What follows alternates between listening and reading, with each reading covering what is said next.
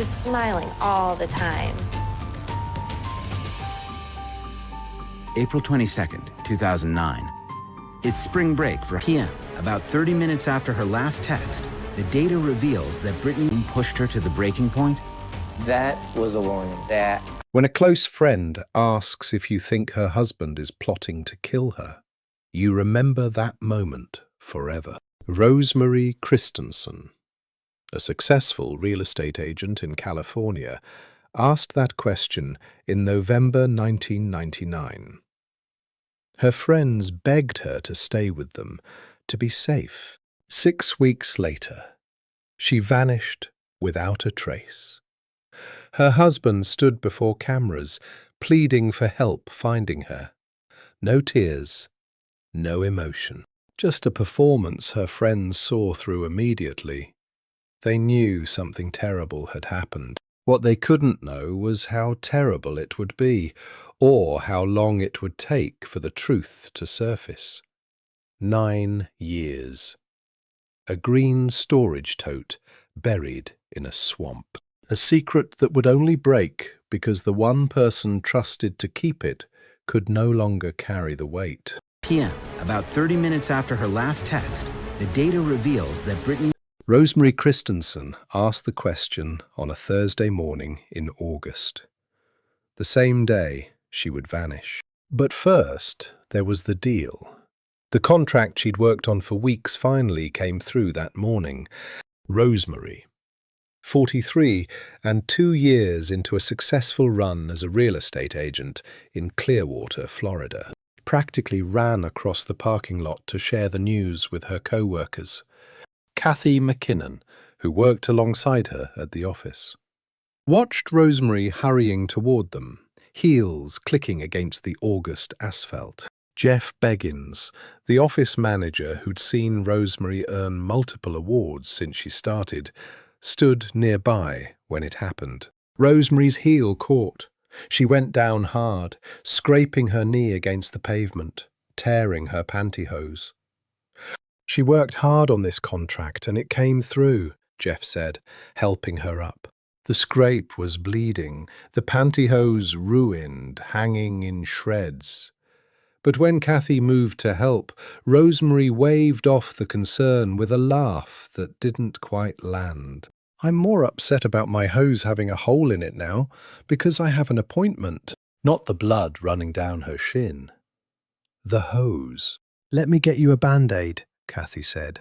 Inside, they patched her up. The celebration continued despite the fall. Rosemary was good at her work. Loved it even. Property values, neighborhood trends, square footage, school districts. She could talk about them for hours. Every closing felt personal to her, a victory she'd earned through her own effort. After the Band-Aid, after the congratulations died down, Rosemary stepped outside for a cigarette. The Florida heat pressed down on Clearwater, thick and still. She lit up, took a drag, and walked over to where Kathy stood. Then she asked it. Kathy, do you think that Robert is plotting to kill me? The question came out almost casual, like asking about the weather, like wondering if it might rain later. She asked it the way people ask questions they don't actually want answered. Kathy stood there, cigarette smoke curling between them in the humid air, not knowing what to do with those words. Robert was Rosemary's husband, the man she lived with, the man waiting for her at home. Do you think Robert is plotting to kill me? What do you say to that when your coworker, your friend, asks if her husband is planning her murder, in the same tone she'd used to discuss a property showing? Kathy had no answer. The question hung there in the August heat, heavy and impossible to hold. Keep that question in mind. Rosemary finished her cigarette. The moment passed. Work resumed. She had appointments that afternoon, clients to meet, properties to show. The calendar kept moving forward. Indifferent to the words she'd spoken outside, but the question didn't leave. It stayed with Kathy, lodged somewhere she couldn't shake it. By 5:30 that evening, Rosemary Christensen would say goodbye to a client in a parking lot. No one would see her alive again outside her own home. The woman who worried more about torn pantyhose than a bleeding knee. The woman who lit up over a closed deal. The woman who asked, almost likely, if her husband was plotting to kill her. She asked. Someone heard her, and by nightfall, Rosemary was gone. At 2 o'clock that afternoon, Rosemary met her clients at the Bel Air Beach Resort Motel. The couple had called earlier, interested in seeing multiple properties along the coast. Rosemary walked them through the first unit, professional and warm, explaining features, answering questions about square footage and utility costs. This was what she loved, the work itself, helping people find a place that fit. "I've got about 20 places I can show you if you want to see them all," she said. "We'll just go with whatever you want to do," they told her. The afternoon was routine, ordinary. Rosemary in her element, moving from property to property under the Florida sun. The scraped knee from that morning's parking lot fall already forgotten. The torn pantyhose replaced. She kept her pace, kept her focus. Around 3:30, her cell phone rang. Robert Temple, her 47-year-old husband, was on the line. She stepped aside, took the call briefly, told him she'd be running late. "I'm probably going to be late because I've got about 20 places." Half an hour later, the phone rang again. Rosemary excused herself from the couple, visibly annoyed this time. She was mid-showing, mid-sentence about a unit's layout. The interruption threw her off, broke her rhythm. Robert's calls kept coming, each one pulling her further from the work she loved and closer to something she couldn't name. The phone wouldn't stop. Not once, not twice, all afternoon. He reached for her across the distance, insistent, persistent. Does that sound like a husband checking in, or a husband keeping track? By 5:30, Rosemary wrapped up the showing. She apologized to the couple for the disruptions that had punctuated their afternoon tour. Sorry about all those calls. They understood. These things happen. She pulled out her calendar, scheduled the next appointment tomorrow morning at 11. They could continue then, see the rest of the properties on her list. How about 11 a.m. tomorrow? We can continue then. See you tomorrow morning, she said. She walked to her car in the fading August light. The couple watched her go, expecting to see her the next day at 11 sharp. Rosemary was reliable, always on time, always prepared. She never made promises she didn't keep. But that appointment would stay on her calendar tomorrow, unmarked, unmet. The couple would wait at the meeting spot. Rosemary wouldn't arrive. She drove away from Bel Air Beach that evening, heading home. To Robert. To the house where she'd asked that morning's impossible question over a cigarette. "Do you think Robert is plotting to kill me?" The question had hung in the August heat, unanswered. Now she was driving toward the answer. By Friday morning, when Rosemary Christensen failed to show up for work, the people who knew her best would already know something was terribly wrong. Kathy would remember the question. Jeff would remember that Rosemary never missed appointments. Her friends would remember she was always on time. Always. And on Friday, Rosemary Christensen would be nowhere to be found. The couple arrived at the real estate office at 11 o'clock Friday morning, looking for Rosemary. "We had an 11 o'clock with Rosemary Christensen," they told the front desk. Kathy checked the appointment book, checked Rosemary's desk. Empty. No message, no call, nothing. "She hasn't called in," Kathy said. "That's unusual." Unusual was an understatement. Rosemary didn't miss appointments.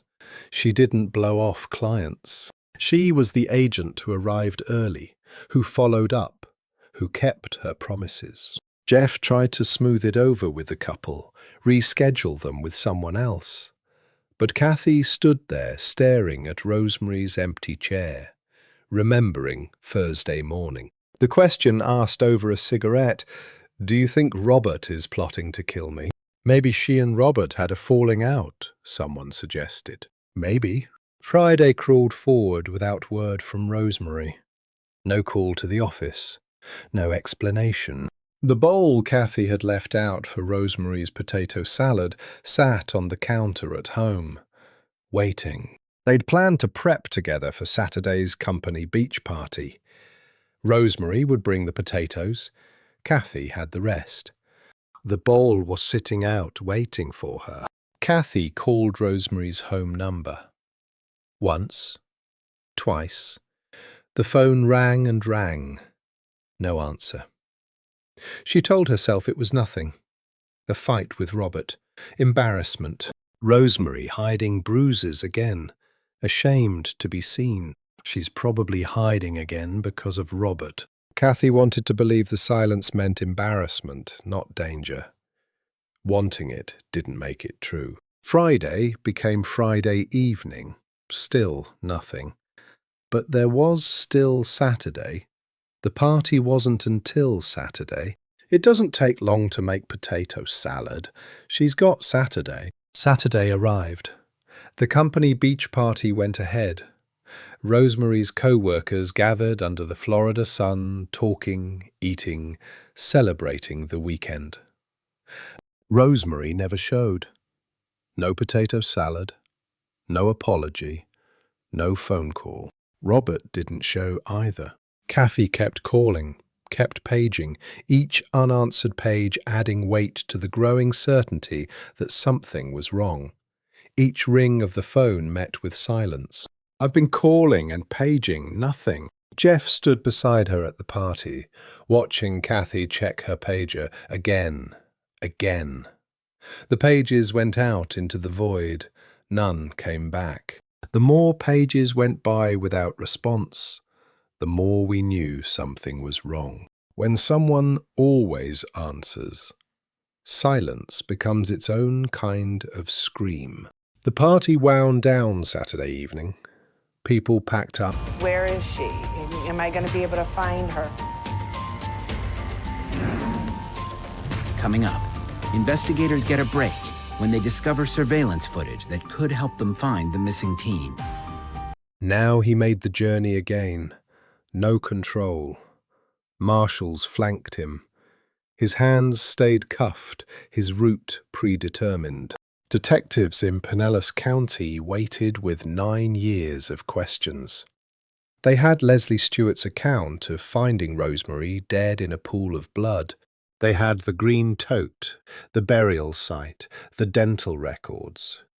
What they didn't have was Temple's version, his motive, his explanation for why a man kills his wife and drives halfway across the country to hide her in a swamp.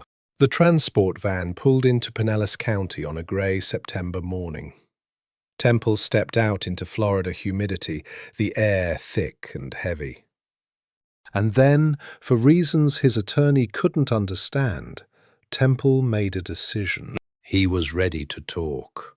Not about everything, not the full truth, but enough to shift blame, enough to paint himself as something other than what the evidence showed. His confession would be partial, careful, and devastatingly incomplete. The recorder is running when Temple says the words, "I helped dispose of the body."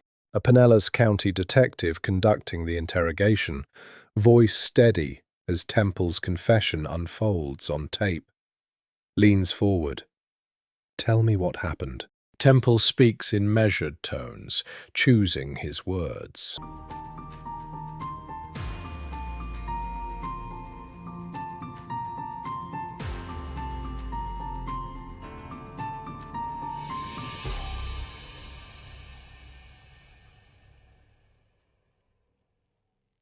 I helped get rid of the body. I drove it to Florida. I kept it. 9 years of silence, broken in 3 sentences. The detective waits, then, "But you didn't kill her." Temple shakes his head. "Leslie did that, not me." There it is. Admit the cover-up, the burial, the 9 years of hiding. Pin the killing on Leslie Stewart, the woman who'd broken under the weight of his secret, who'd led police to Rosemary's grave. I feel confident that, if someone did put them there, that they wanted to be found. Investigators send the glasses to forensics for testing. He lays out his version with practiced ease. Rosemary died in their condo. Leslie was there. Leslie killed her. He'd simply helped clean up, transported the body, buried it to protect the woman he loved. Does that sound like the truth? Or does it sound like a man who's had 9 years to perfect his story? The detective doesn't buy it. But Temple's confession, recorded and signed, gives prosecutors what they need.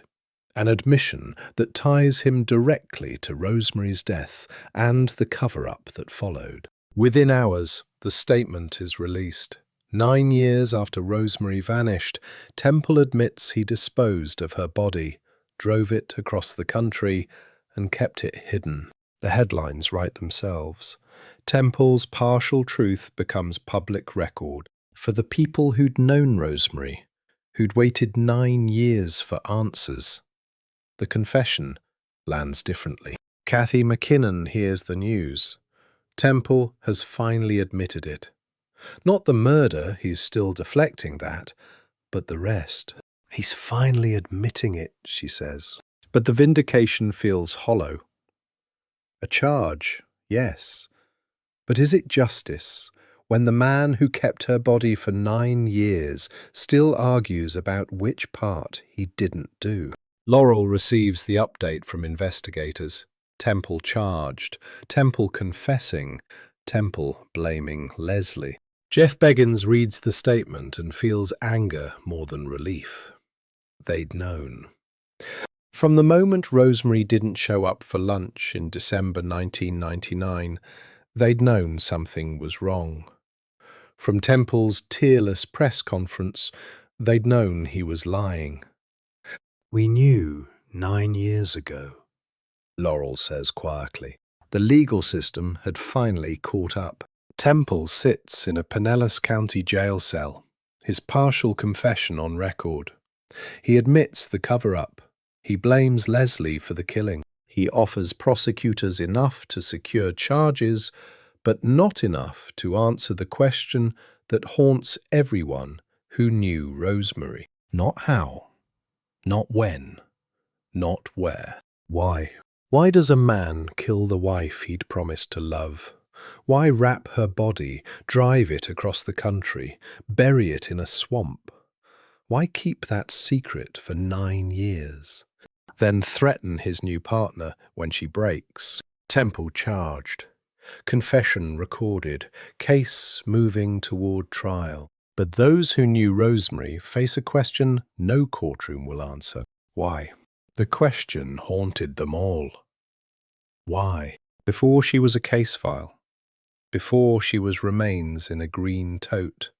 Rosemary Christensen was a woman who lit up when a deal closed. She'd built a career in real estate through knowledge and determination. She knew property values by heart, what made neighborhoods desirable, what school districts mattered, how to negotiate for her clients. Kathy McKinnon remembered the way Rosemary talked about her work. She could talk about square footage and school districts for hours. Every closing was personal, not just a commission check, a family finding their home. Every closing was personal to her, friends would say. She carried business cards everywhere, handed them out at restaurants, grocery stores, coffee shops, always ready to help someone find what they were looking for. But her work wasn't all she was. Rosemary worried about torn pantyhose before showings. She laughed at jokes over lunch. She showed up consistently, reliably, for the people who mattered. Kathy. Lowell and Jeff Beggins knew her as the friend who never missed lunch dates, who answered calls, who remembered birthdays and meant it. She was always on time. Always, Kathy would say later. That reliability became the first alarm when Rosemary vanished. When she didn't show up for lunch on December 21st, 1999, her friends didn't shrug it off. They knew something was catastrophically wrong. That's how we knew something was wrong that December day, Laurel explained. Because Rosemary didn't disappear from commitments. She didn't leave people wondering. She was present. She was real. She was there. Not a victim. A person. A real estate agent. A friend. A woman who deserved to turn 44. But she never made it to that birthday. Rosemary was 43 in December 1999. Her 44th birthday would have come that month, a celebration that never happened, candles never lit. Robert Temple had taken that from her. Taken the birthdays, the closings, the lunch dates with friends who loved her. Taken the future she'd been building in El Dorado Hills, far from the man who'd beaten her before. She'd asked friends in November 1999 if they thought Robert was plotting to kill her. 6 weeks later, she was dead. The legal system had finally caught up. Temple charged. Confession on record. He blamed Leslie Stewart while admitting he'd wrapped Rosemary's body, driven it to Florida, buried it, kept the secret for 9 years. The courtroom would decide guilt. Would hear evidence, testimony, arguments about what happened that December. But it would never answer the question that haunted everyone who'd known Rosemary. Why? Why had he killed her? Why keep her body for 9 years?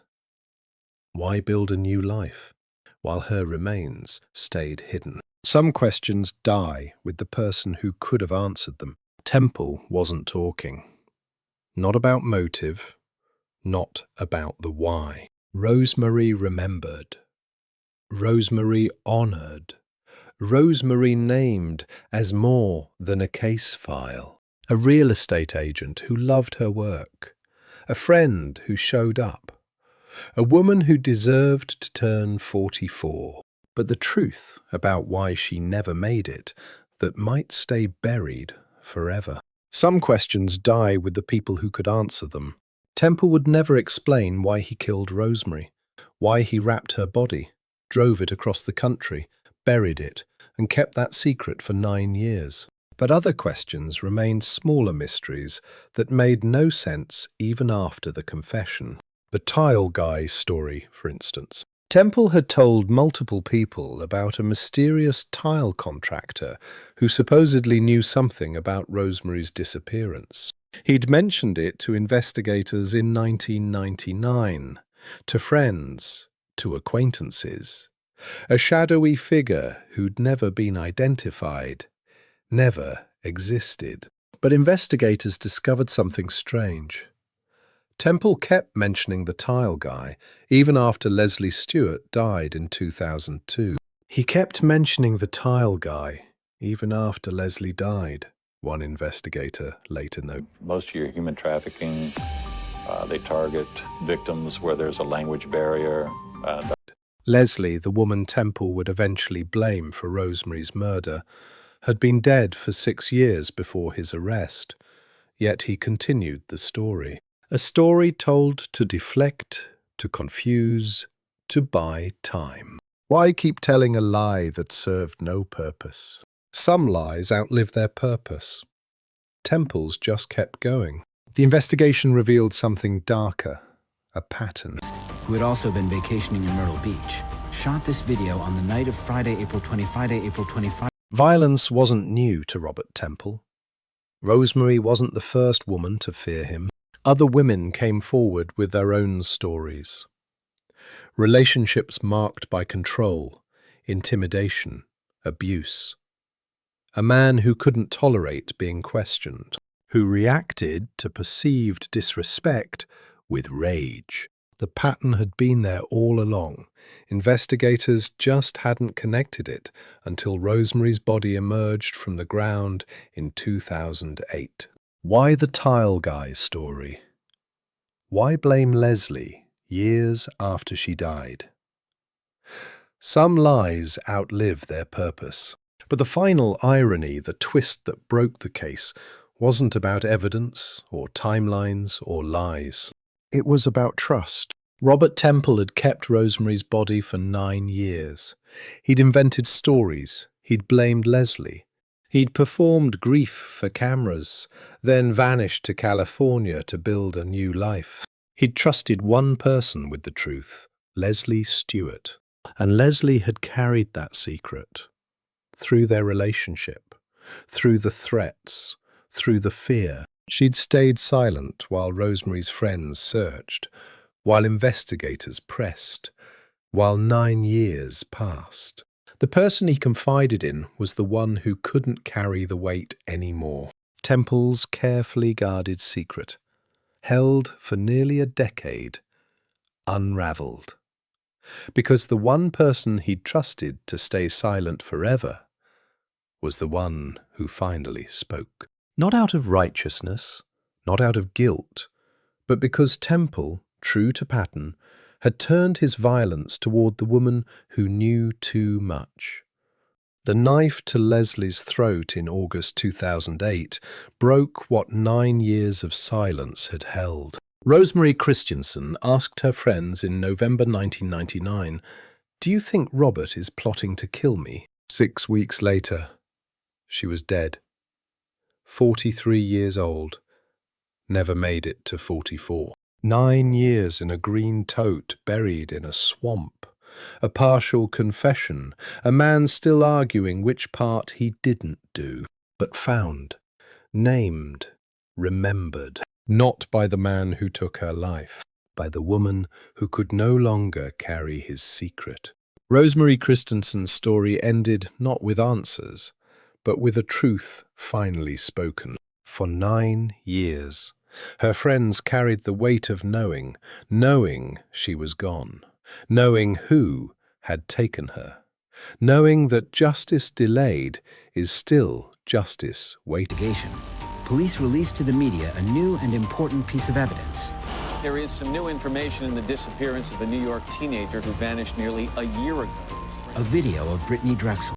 They never stopped believing Rosemary deserved to be found. And when the truth finally broke in 2008, it came not from the legal system, but from something far more human. One person's breaking point under the weight of violence. This true crime case teaches us something uncomfortable about truth. Sometimes it takes 9 years. Sometimes it takes someone else's courage to break their silence. Rosemary's question to her friends in November 1999, "Do you think Robert is plotting to kill me?" was answered 6 weeks later by her disappearance and confirmed 9 years later by a burial site. The people who loved her knew from the beginning. Sometimes knowing and proving are separated by 9 years and one person's breaking point. If this story resonated with you, please like and subscribe to hear more true crime stories that deserve to be remembered. Share your thoughts in the comments. Your perspective matters. And if you think someone else should hear Rosemary's story, please share this video. Thank you for listening with respect and attention. This story is based on a real case, with some scenes dramatized for storytelling purposes. The facts, the disappearance, the discovery, the confession are documented and true. To Rosemary Christensen's family and friends who still carry this loss, your strength and persistence brought her home. May her memory be honored.